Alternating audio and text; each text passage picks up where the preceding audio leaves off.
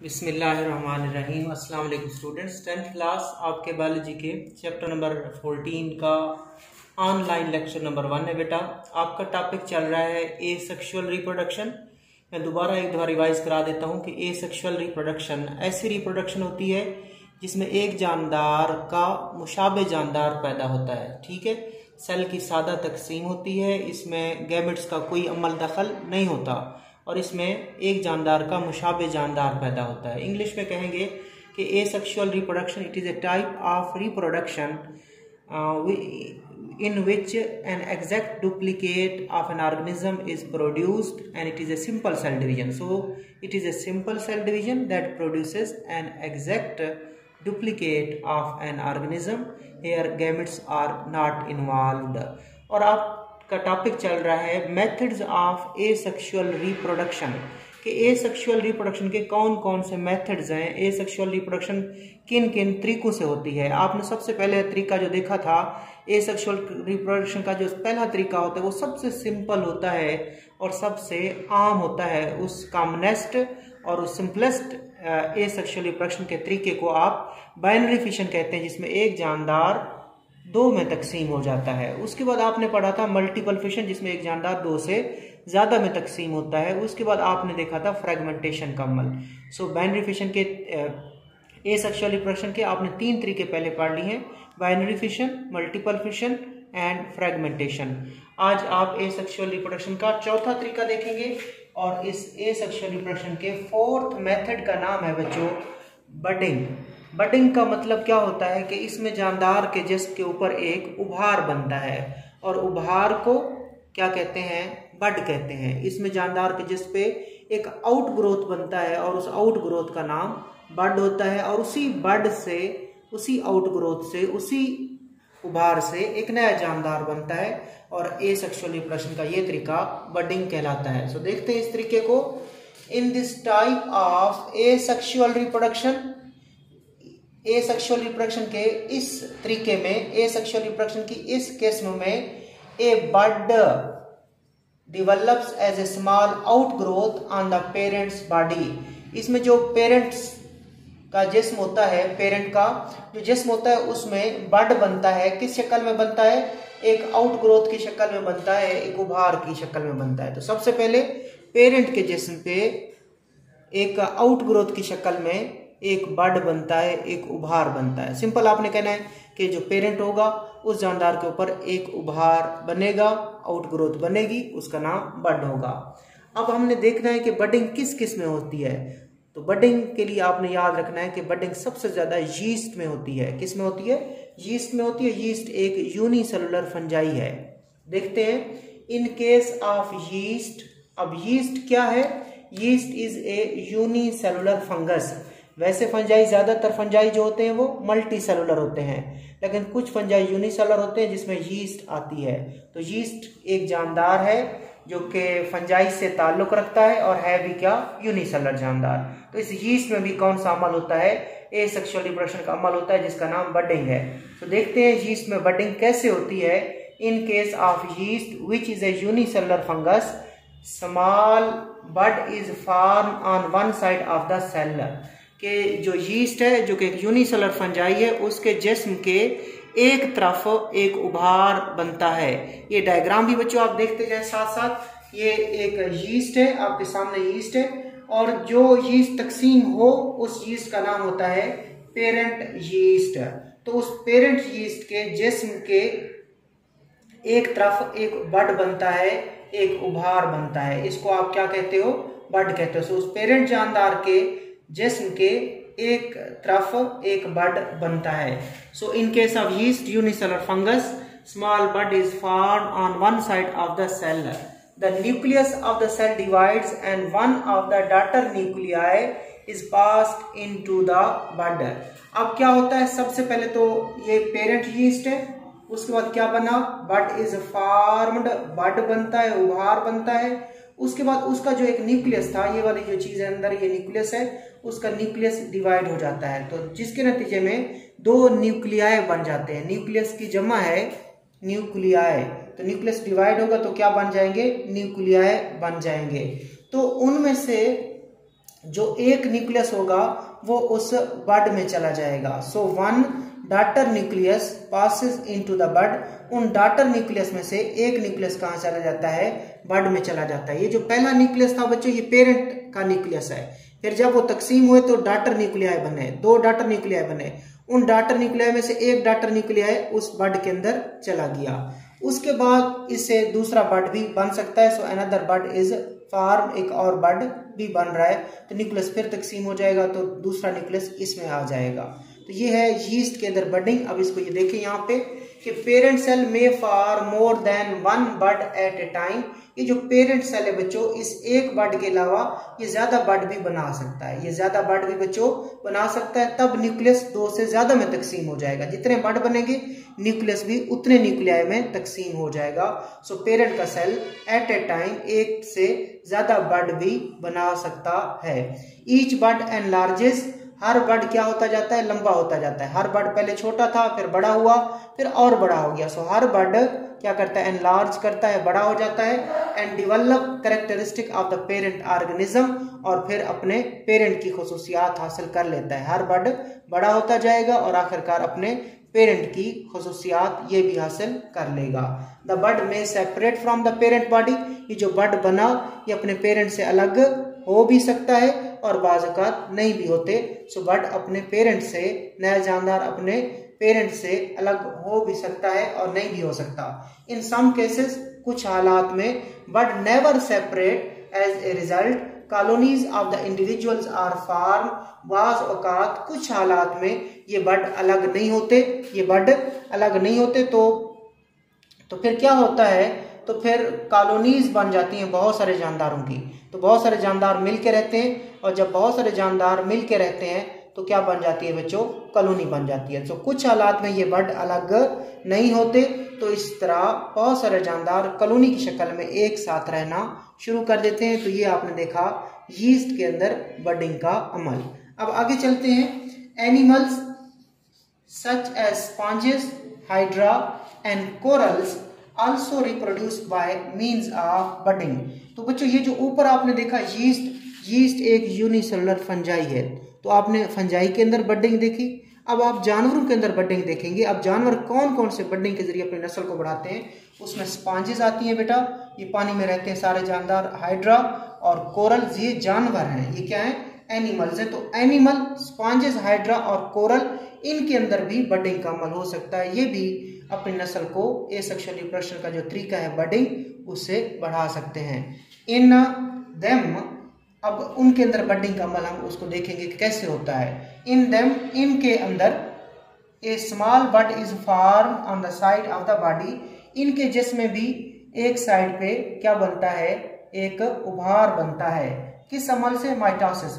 बच्चों याद रखिएगा, ये जो आपकी एसेक्सुअल रिप्रोडक्शन है उसकी बुनियाद माइटोसिस होती है। एसेक्सुअल रिप्रोडक्शन की बुनियाद माइटोसिस होती है। सो यहाँ पे जो बड बना वो भी माइटोसिस से बना। न्यूक्लियस जो तकसीम हुआ वो माइटोसिस के जरिए तकसीम हुआ। तो याद रखिएगा, जो भी बड बनता है वो किस अमल से बनता है, माइटोसिस से बनता है। This bud enlarges by formation of more cell.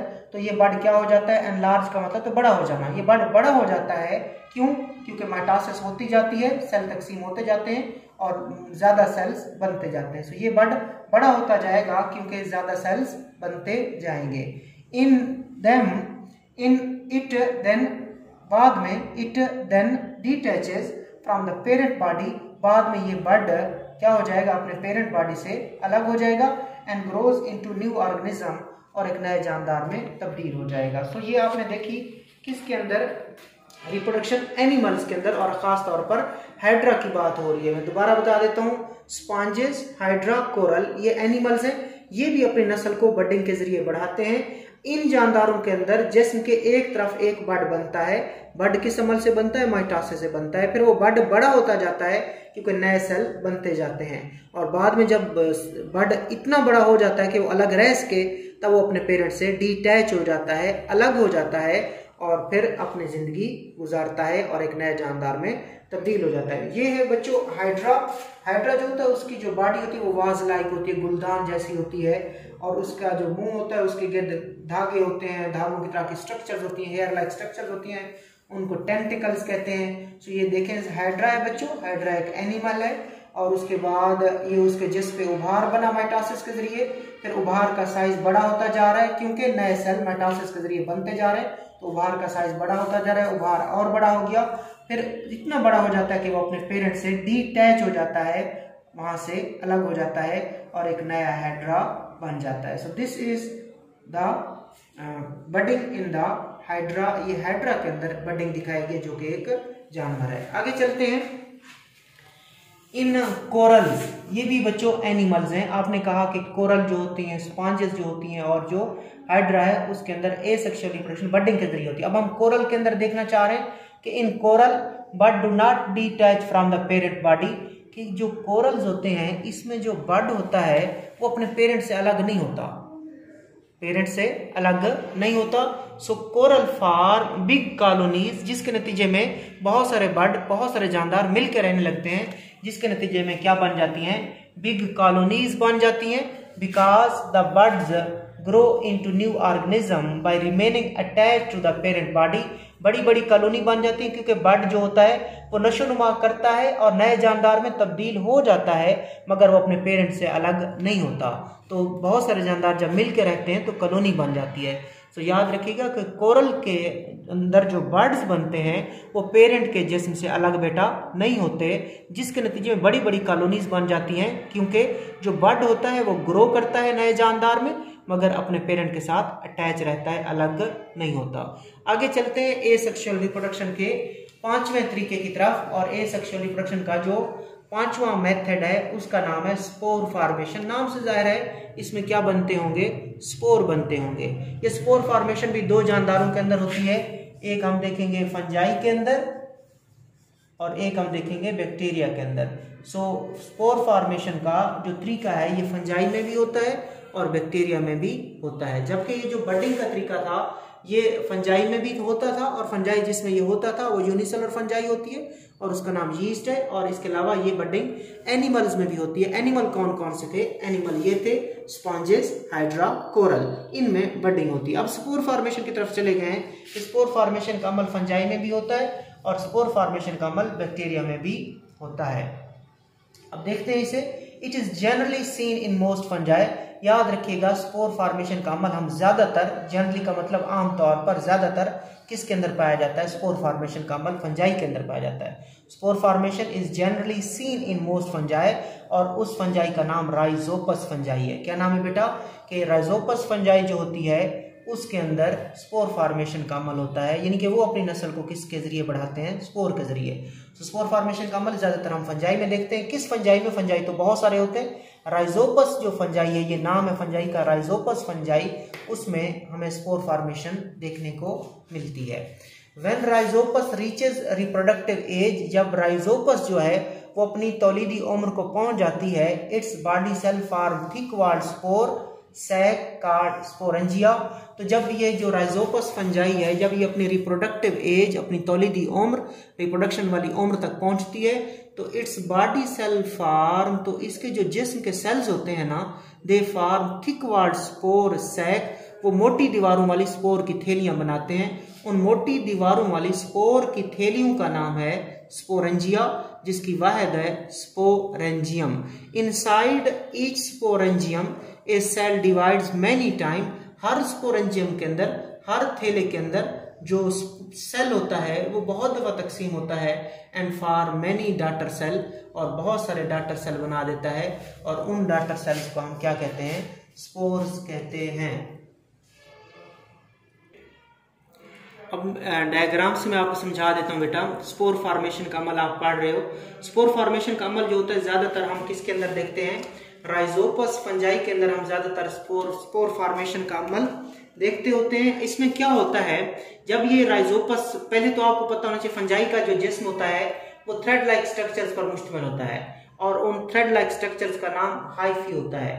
ठीक हो गया, फंजाई का जो जिस्म होता है वो थ्रेड लाइक स्ट्रक्चर्स पर मुश्तमिल होता है, उनका नाम हाइफी होता है। उसको थोड़ा बड़ा करके देखते हैं तो क्या हम देखते हैं कि जब ये राइजोपस फंजाई जो है, जब ये अपने रिप्रोडक्टिव एज तक पहुंच जाती है, तो इस फंजाई के जो जिस्म के सेल्स होते हैं बच्चों, वो मोटी दीवारों वाली स्पोर की थैलियां बनाते हैं, उन मोटी दीवारों वाली स्पोर की थैलियों को हम स्पोरेंजियम कहते हैं। ठीक है, ज्यादा बनेगी तो स्पोरेंजिया, अगर एक है तो स्पोरेंजियम।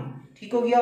तो आपने क्या कहा, आपने कहा फंजाई का जो जिस्म होता है उसके जिस्म के जो सेल्स होते हैं वो स्पोर की थैलियां बनाते हैं, मोटी दीवारों वाली स्पोर की थैलियां बनती हैं। ये दीवारें क्या होती हैं, ये मोटी दीवारों वाली स्पोर की थैलियां हैं जिनको स्पोरेंजिया या स्पोरेंजियम कहते हैं। अब इनके अंदर क्या होता है, यहाँ पे क्या होता है, एक सेल होता है जो बहुत दफा तकसीम होता है, जो बहुत दफा तकसीम होता है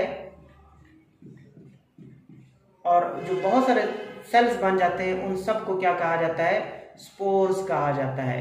तो स्पोर जिस थैले में बनते हैं उस थैले का नाम स्पोरेंजियम है और अंदर क्या बनते हैं, स्पोर्स बनते हैं। सो इनसाइड ईच स्पोरेंजियम, हर स्पोरेंजियम के अंदर एक सेल था जो बहुत दफा तकसीम हुआ और बहुत सारे क्या बना दिए उसने, बहुत सारे डॉटर सेल बना दी और इन डॉटर सेल्स को हम क्या नाम लेते हैं, स्पोर का नाम लेते हैं। अब जब स्पोर को बड़ा करके देखते हैं, एक स्पोर को बड़ा जब करते हैं, यहाँ से निकालते हैं और देखते हैं, हर जो स्पोर होता है उसके गिर्द एक मोटी दीवार होती है, हर स्पोर के गिर्द एक मोटी दीवार होती है, उसका नाम सिस्ट होता है। हर स्पोर के गिर्द एक मोटी दीवार होती है, उसका नाम सिस्ट होता है। सो देखिए, each spore is covered with A thick wall called cyst. Her spore जो है, अंदर वाला क्या है बच्चों, अंदर वाला स्पोर है और हर स्पोर के गिर्द एक मोटी दीवार होती है, एक थिक वॉल होती है, उस थिक वॉल का नाम सिस्ट है। And it can survive unfavourable condition, the spore germinate and develop into new Rhizopus. अब ये क्या करती है, सिस्ट की वजह से ये जो स्पोर होता है ये अनफेवरेबल हालात को बर्दाश्त करता है और जब हालात दोबारा साजगार हो जाते हैं, द स्पोर जर्मिनेट, जो स्पोर होगा वो नशोनुमा और ग्रोथ करेगा, डेवलपमेंट करेगा and develop into a new Rhizopus, और उस स्पोर से नई राइजोपस बन जाती है। तो ये आपने देखा राइजोपस फंजाई के अंदर स्पोर फॉर्मेशन का अमल। तो राइजोपस फंजाई के अंदर ज्यादातर स्पोर फॉर्मेशन का अमल देखा जाता है। इसके जो जिस्म के सेल्स होते हैं वो मोटी दीवारों वाली स्पोर की थैलियां बनाते हैं। उन मोटी दीवारों वाली स्पोर की थैलियों का नाम स्पोरेंजिया है, जिसमें एक सेल जो होता है बार बार तकसीम होता जाता है डॉटर सेल्स में। उन डॉटर सेल्स को स्पोर्स कहते हैं। स्पोर की स्ट्रक्चर देखें तो स्पोर के गिर्द एक मोटी दीवार होती है, उसको सिस्ट कहते हैं। और सिस्ट की वजह से ये स्पोर नामुनासिब हालात को, अनफेवरेबल कंडीशन को बर्दाश्त करते हैं। जब हालात बेहतर होते हैं और जब ये क्या नाम है इसका, जब ये मैच्योर हो जाता है स्पोरेंजिया, ठीक है, तो ये फट जाता है जिससे ये स्पोर बाहर निकल आते हैं और अगर हालात साजगार हों तो उन स्पोर्स से नया राइजोपस बन सकता है। अब आगे चलते हैं। आपने कहा कि स्पोर फॉर्मेशन का अमल बैक्टीरिया में भी होता है। तो देखते हैं बैक्टीरिया में स्पोर फॉर्मेशन कैसे होती है। Under unfavourable condition, unfavourable condition बोलते हैं नामुनासिब हालात, कि हालात ठीक नहीं है। So under unfavourable condition some species of bacteria reproduce by forming spore. कौन कौन से बैक्टीरिया, जब हालात ठीक नहीं होते तो बैक्टीरिया की बहुत सारी किस्में क्या करती हैं, स्पोर के जरिए अपनी नस्ल को बढ़ाती हैं। कौन कौन से बैक्टीरिया स्पोर के जरिए अपनी नस्ल को बढ़ाते हैं? एक क्लास्ट्रीडियम बैक्टीरिया है बच्चों, और एक बैसिलस स्पीशीज है बैक्टीरिया की। ये वो बैक्टीरिया हैं, एक बैसिलस स्पीशीज और एक क्लास्ट्रीडियम की स्पीशीज, जो नामुनासिब हालात में क्या करते हैं, स्पोर के जरिए अपनी नस्ल को आगे बढ़ाते हैं।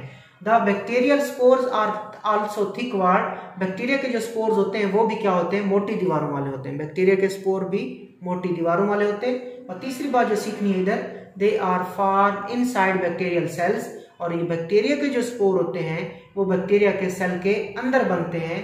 लिहाजा जो स्पोर अंदर बने, बैक्टीरिया के जिस्म के अंदर बने, बैक्टीरिया के सेल के अंदर बने, उन स्पोर को हम क्या कहते हैं, एंडोस्पोर कहते हैं। एंडोस्पोर का मतलब भी क्या होता है कि वो स्पोर जो बैक्टीरिया के जिस्म के अंदर बने उनको एंडोस्पोर कहा जाता है।